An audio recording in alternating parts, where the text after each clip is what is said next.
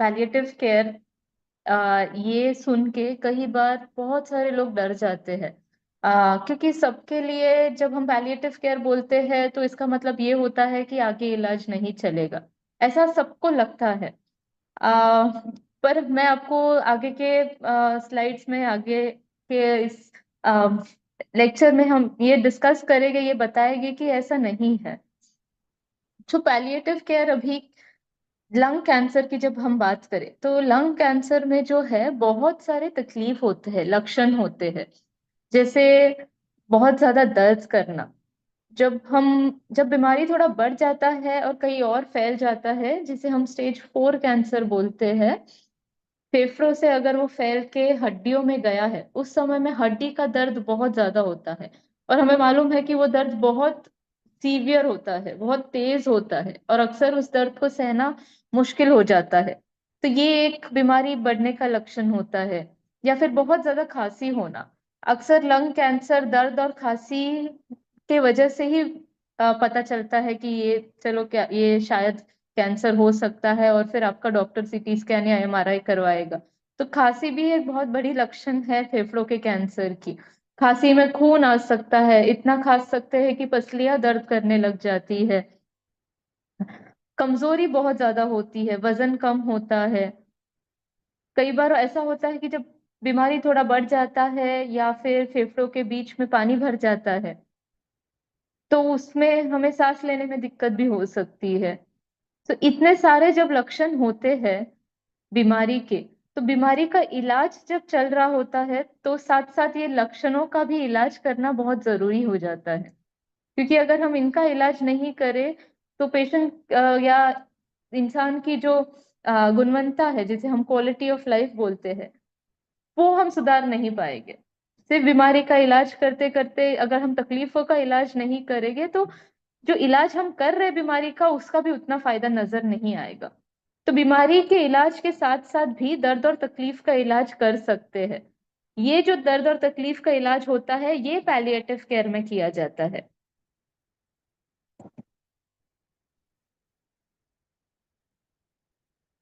तो palliative care में अगर आपको भेजा जा रहा है या आपको पैलिएटिव केयर के किसी इंसान को दिखाना है, तो हमारा जो होता है ना, हम अकेले डॉक्टर नहीं होते हैं पैलिएटिव केयर में। हमारे यहाँ पे डॉक्टर है, नर्सेस है, साइकोलॉजिस्ट है, काउंसलर्स है, वॉलेंटियर्स है, सोशल वर्कर है।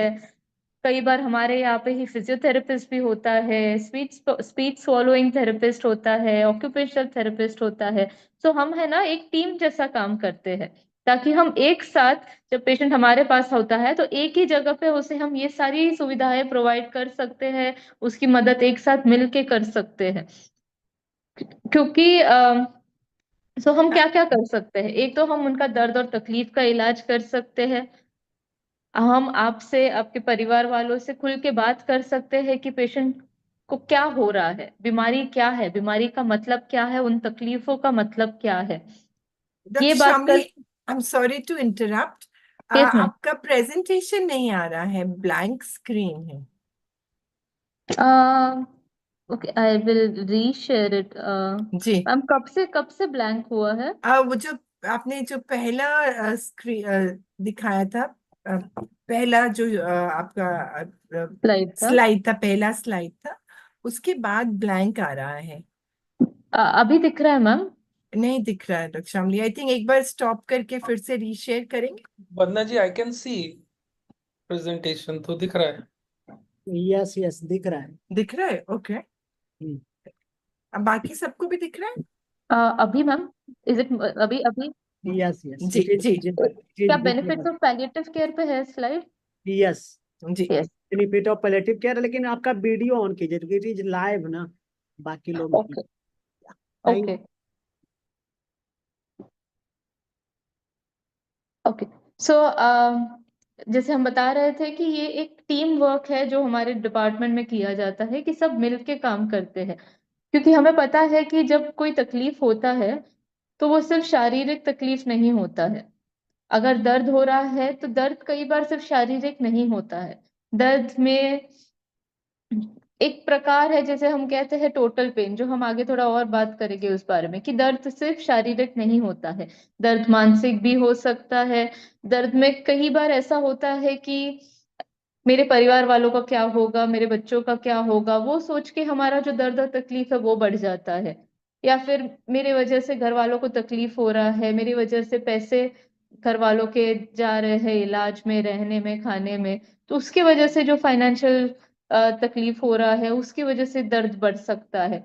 कई बार ऐसा होता है कि जब ऐसी बीमारियां आती है जो हमने उम्मीद नहीं की होती है, तो हमें भगवान पे भी कई बार गुस्सा आता है, या जो भी हम जिस पे भरोसा करते हैं उस पे हमें बहुत ज्यादा गुस्सा आता है, तो स्पिरिचुअल पेन भी होता है। तो ये सब, एक इंसान के मन में बहुत सारी चीजें चल रही होती है जब उसे तकलीफ होता है, तो ये सारे दर्द का इलाज करना जरूरी है, तो वो हम मिलके करते हैं। उसमें ही हम ना सिर्फ पेशेंट के देखभाल करते हैं, हम कोशिश करते हैं कि हम पेशेंट के साथ में जो आ रहे हैं उनके परिवार वालों की, या जो भी पेशेंट का ख्याल रखने आ रहा है, हम उनका भी देखभाल करते हैं। क्योंकि हमें पता है कि जब किसी को ऐसी बीमारी होती है तो वो सिर्फ अकेला नहीं तकलीफ में रहता है, पूरा परिवार एक तरह से हिल जाता है, पूरे परिवार को तकलीफ होती है, पूरे परिवार को उनका ख्याल रखना पड़ता है, कई बार जॉब छोड़नी पड़ती है, कई बार पूरा शिफ्ट होना पड़ता है। अगर आप टाटा में इलाज ले रहे हो तो आप पूरा शिफ्ट हो जाते हो कई बार मुंबई में यहाँ पे इलाज लेने के लिए, बच्चों का स्कूल छूट सकता है। तो ये सारी चीजें भी थोड़ा हमें ख्याल रखना पड़ता है और उसके बारे में भी बातचीत करनी पड़ती है, तो ये भी चीज हम करते हैं पैलिएटिव केयर में। बहुत सारे ऐसे स्टडीज हुए हैं या जांच हुए जहां हमें पता चला है कि जो पेशेंट का ख्याल रखता है अक्सर उस उनमें भी वो भी काफी दुखी रहते हैं, जो जो डिप्रेशन हम बोलते हैं ये उनमें भी काफी ज्यादा होता है, तो उनका ख्याल रखना भी उतना ही जरूरी है। जैसे आप लोग हैं, आप लोगों का खुद का ख्याल रखना भी उतना ही जरूरी है जितना आप अपने पेशेंट्स का ख्याल रखते हो। तो वो चीज भी हम एनकरेज करते हैं, मोटिवेट करते हैं कि आप खुद का भी ख्याल रखो। हम कोशिश करते हैं कि पेशेंट जितना नॉर्मल जिंदगी जी सके, तो पेशेंट को हम पेशेंट के रूप में नहीं देखते, एक इंसान के रूप में देखते हैं कि ये जितना नॉर्मली रह सके उस बीमारी के साथ और इलाज के साथ, उतना हम कोशिश करते हैं कि वैसा हो। तो ये सारी चीजें की जाती है, ऐसा नहीं है कि बीमारी का इलाज रोका जाता है, इलाज के साथ साथ भी ये किया जा सकता है। कई बार अगर बीमारी ऐसे स्टेज में है जहां इलाज का फायदा नहीं है और इलाज से नुकसान ज्यादा हो सकता है, तो इलाज रोका जाता है और फिर उसके बाद सिर्फ हमारा केयर चालू रहता है, जो पैलिएटिव केयर हम बोलते हैं। तो जैसे हमने देखा ना, फेफड़ों के कैंसर में दर्द कई कारणों की वजह से हो सकता है। हड्डियों में बीमारी फैलने से हड्डियों का दर्द हो सकता है। कई बार बीमारी ऐसे जगह पे होती है जो नसों के पास होती है, तो उसकी वजह से नसों का दर्द हो सकता है। अम कई बार जो फेफड़ों का लाइनिंग है, जो फेफड़े के ऊपर कवरिंग है, उसमें बीमारी जा सकती है, तो उसके वजह से दर्द हो सकता है। और जैसे हमने बात किया ना, दर्द सिर्फ शारीरिक नहीं होता है, ये देखिए एक अगर दर्द होता है तो उसमें ये सारे चीजें इतने ही शामिल होते हैं जितना शारीरिक दर्द होता है। तो ये सारी चीजों को भी हमें आ, दिमाग में रखना चाहिए हम जब हम दर्द का इलाज करते हैं।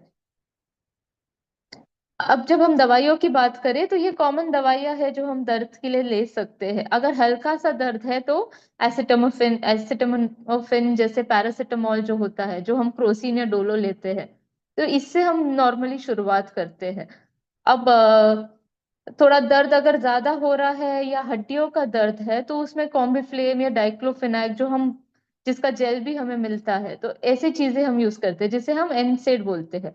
अब इन दो दवाइयों का प्रॉब्लम ये है कि ये बहुत लंबे समय तक नहीं लिया जा सकता है, और अगर आप जानते हो किसी को जो इन दवाइयों पे है, तो हमेशा डॉक्टर को बताना जरूरी है कि ये दवाई चल रही है। ये दो, क्रोसिन पैरासिटामोल ऐसी दवाई है जो बहुत लंबे समय तक या बहुत ज्यादा डोज में लेने से लिवर को तकलीफ हो सकती है। कॉम्बिफ्लेम, ये जो एनसेड हम बोलते हैं, डाइक्लोफेनाक कॉम्बिफ्लेम, ये ऐसी दवाई है जिसको बहुत लंबे समय तक लेने से किडनी पे तकलीफ हो सकती है। पर मेरे कहने का ये भी मतलब नहीं है कि हमें दर्द में ये दवाई नहीं लेनी चाहिए, सही डोज में और सही समय तक लेने से इन दवाइयों का ज्यादा साइड इफेक्ट नहीं होता है। दूसरी चीज जो अक्सर हम देंगे, जो बहुत ज्यादा दर्द में दिया जाता है, उसे हम ओपियोइड कहते हैं। ये जब दर्द बहुत ज्यादा हो जाता है और बाकी दोनों दवाइयों से कम नहीं होता है तो हम ये देने की कोशिश करते हैं। अब जब हम ओपियोइड या ऐसा कुछ दर्द की दवाई देते हैं तो ये आप लोगों के लिए बहुत जरूरी है कि हर चीज का आप रिकॉर्ड रखें, क्योंकि हमें ये समझना जरूरी है कि ये जो स्ट्रॉन्ग ओपियोइड्स हम दे रहे हैं ये छोटी दवाई नहीं है। इसके साइड इफेक्ट्स थोड़े हो सकते हैं अगर हम उसे सही रूप से सही समय पे ना ले या फिर ज्यादा डोज ले ले। इसलिए हम अक्सर पेशेंट्स को कहते हैं कि एक डायरी रखिए अपने पास। अगर ये दवाई हमने आपको हर 4 घंटे में लेने बोला है तो हम डायरी में टाइम के साथ लिख के देते हैं और बोलते हैं कि आप जब ये दवाई ले लो तो उस डायरी में टिक मार्क कर लेना।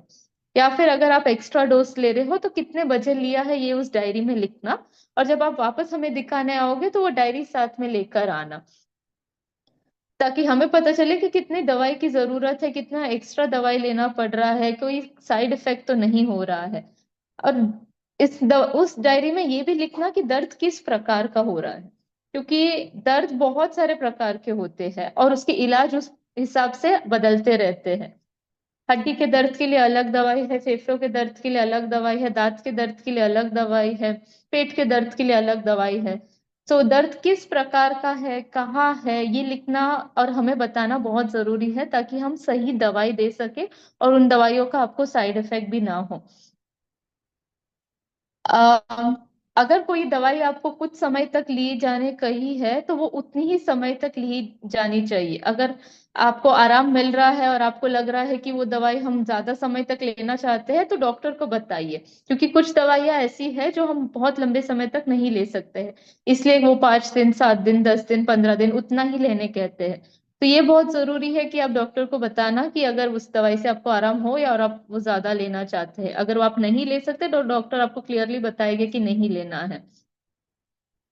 हम्म, दवाई जब आपको नई शुरू की जाती है दर्द की तो उसका असर दिखने में कुछ समय लग सकता है, क्योंकि पूरा पूरा जो दवाई है शरीर में बनने के लिए थोड़ा 1 से 2 दिन का समय लग सकता है, तो उतना समय थोड़ा देना जरूरी है।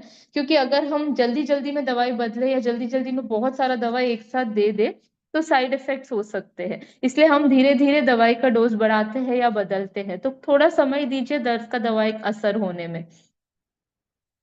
नियमित रूप से लेना दवाई, बीच में स्किप ना करना, क्योंकि आपको दर्द उस समय में नहीं हो रहा है।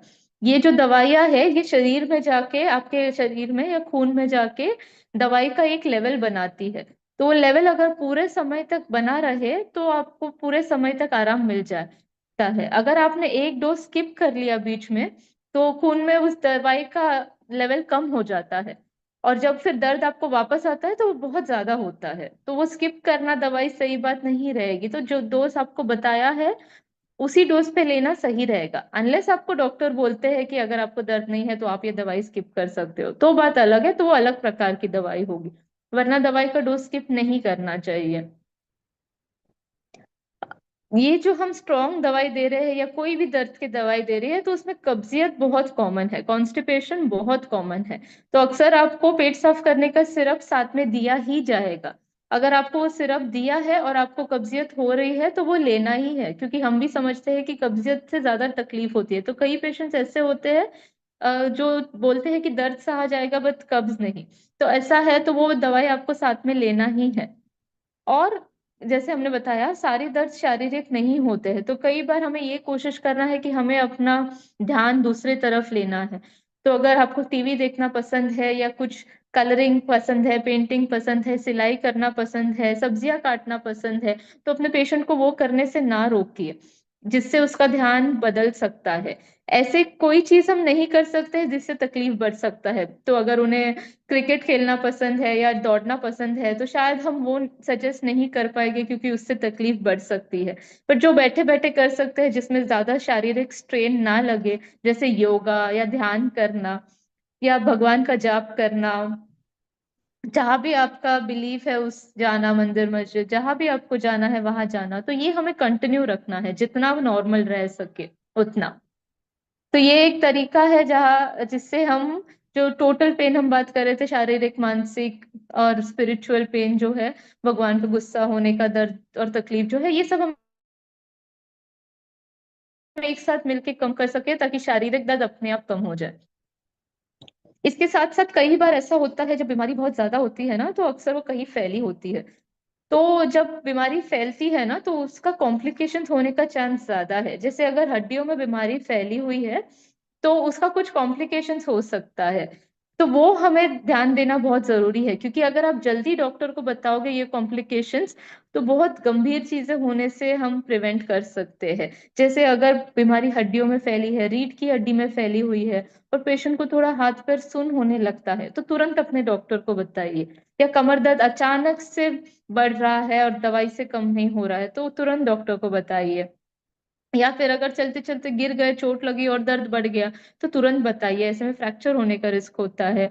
पेशाब करने की अचानक से तकलीफ हो गई है, पैरों में कमजोरी हो गई है, हाथों में कमजोरी हो गई है, बोलने में तकलीफ हो गई है, या लकवा जैसे कुछ हो गया है, तो तुरंत बताइए। फिट्स आने लगता है तो तुरंत बताइए। तो ऐसी कुछ चीजें हैं जो हम आप जब देखभाल कर रहे हैं पेशेंट की, तो आपको थोड़ा ध्यान रखना रखना पड़ सकता है, ताकि वो चीजें जल्दी पता चल जाए, ताकि उसका इलाज भी जल्दी हो सके। तो ये कुछ ध्यान देने वाली चीजें हैं इन सब में। अब हमें ये भी देखना है कि जब हम इन सब चीजों का ध्यान दे रहे हैं और इन सब चीजों में पेशेंट को मदद कर रहे हैं, तो आपको अपना भी ख्याल रखना चाहिए उसी दौरान। क्योंकि ये जो है ना, हम सब मिलके एक परिवार जैसा काम कर रहे हैं। जब हम एक पेशेंट देखते हैं, तो हम अक्सर उस पेशेंट के साथ जुड़ जाते हैं, क्योंकि शुरुआत से जब तक पेशेंट टाटा से चला नहीं जाता है, हमें उनका पूरा स्टोरी पता है, और कई हम भी उस पेशेंट के स्टोरी का हिस्सा बन जाते हैं। तो जैसे इस पिक्चर में दिखाया है, हम हमेशा कोशिश करते हैं कि हम पेशेंट को कितना आराम दे सके उतना हम दे दे। तो ये सिर्फ पेशेंट की बात नहीं है, पेशेंट की, परिवार वालों की जो टीम है उन सब की, आस पड़ोस, कई बार ना पेशेंट्स के साथ पड़ोसी लोग आते हैं, दोस्त लोग आते हैं, तो उनका भी ख्याल हम रखने की कोशिश करते हैं मिलके। तो इसी को पैलिएटिव केयर कहा जाता है। तो जो हम सोचते हैं पैलिएटिव केयर के बारे में, वो सही नहीं है। जो हम दवाइयों के बारे में सोचते हैं कि कुछ दवाई लेने से बहुत ज्यादा तकलीफ होगा, तो हमें ये दवाई नहीं लेना है, या किडनी लिवर खराब हो सकती है तो हम दवाई नहीं लेते हैं, वो बात भी सही नहीं है। कोई भी चीज अगर हम सही डोज में किया जाए, या जैसे बताया गया है वैसा किया जाए, तो वो तकलीफ नहीं दे सकती है। जैसे हम नॉर्मली बोलते हैं ना कि कोई भी चीज, अगर आपको कोई खाना पसंद है, अगर उसको नियमित रूप से करे जाए, जैसे सजेस्ट किया गया है, तो वो हार्म नहीं करेगा। अगर हम को पसंद है वड़ा पाव खाना, अगर हम कई दिनों में एक वड़ा पाव खाए, तो उतनी तकलीफ नहीं देगी। बट अगर आप दिन में 3 वड़ा पाव खा रहे हो, तो उससे तकलीफ हो सकती है। तो ये चीजें हमें समझनी चाहिए। ऐसी ही चीज दर्द की दवाई में भी है, कि अगर उसे सही रूप से लिया जाए, तो वो तकलीफ नहीं देगी, तकलीफ का इलाज करेगी। गलत रूप से लो तो उससे मुश्किल बढ़ सकती है।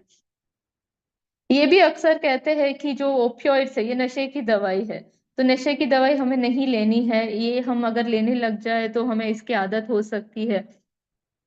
अगर वो एक मेडिकल कारण के वजह से दिया जा रहा है, जैसे दर्द या सांस लेने की दिक्कत, तो इससे नशा नहीं होता है, इसकी आदत नहीं होती है। तो अगर आपका इलाज चल रहा है और आपका तकलीफ कम हो रहा है, तो जो भी दवाई आपकी चल रही है, उसका भी डोज हम अपने आप कम कर देते हैं, और उस पे आपको कोई ऐसा नहीं होता है कि नशे का दिक्कत आ सके। तो सही तरीके से अगर वापस ये दवाइयाँ सही तरीके से ले, तो इससे नशे का भी प्रॉब्लम नहीं होता है, या इसकी आदत भी नहीं बनती है। दूसरा ये भी है कि पैलिएटिव केयर ऐसा नहीं है कि आखिरी समय में ही देना है। आपका इलाज के साथ साथ भी तकलीफों का इलाज किया जा सकता है। तो अगर आपके डॉक्टर हमारे पास भेज रहे हैं, तो हमारे पास आने से घबराइए मत। हम आपकी मदद ही करना चाहते हैं, और हम कीमो बिल्कुल नहीं रोकेंगे, कीमो के साथ साथ ही काम करेंगे। अगर जरूरत है, तो हम खुद आपको कीमो के डॉक्टर के पास भेज सकते हैं, रेडिएशन के डॉक्टर के पास भेज सकते हैं। कुछ अगर ज्यादा तकलीफ होता है, तो अगर आपको लग रहा है हड्डी का कुछ तकलीफ हुआ है, फ्रैक्चर हुआ है, तो सर्जरी के पास भेज सकते हैं। तो ऐसा नहीं है कि पैलिएटिव केयर के पास भेजना है मतलब आगे कोई इलाज नहीं चलेगा, वैसी चीज नहीं है। तो वो सब अपने, अगर सोच है तो वो वैसे, आप जितने भी लोगों को जानते हो उनको बता सकते हो कि ऐसी चीज नहीं है। सो धन्यवाद। ये आपने इतने अच्छे से ये हमने जो बताया मैंने अभी वो सुना। अगर आपके पास कोई सवाल है, मैं देख रही हूँ काफी सवाल है, हम देखेंगे इसमें से कितने हमारे लिए है, कितने रामजस सर के लिए है, उस हिसाब से हम आपसे आपके सवालों का जवाब देने की कोशिश करती हूँ मैं। थैंक यू ये मौका देने के लिए, पैलिएटिव केयर के बारे में बात करने के लिए, क्योंकि ये जानना लोगों के लिए जरूरी है कि दर्द और तकलीफ का इलाज करना, बीमारी का इलाज करना जितना ही जरूरी है पेशेंट के लिए।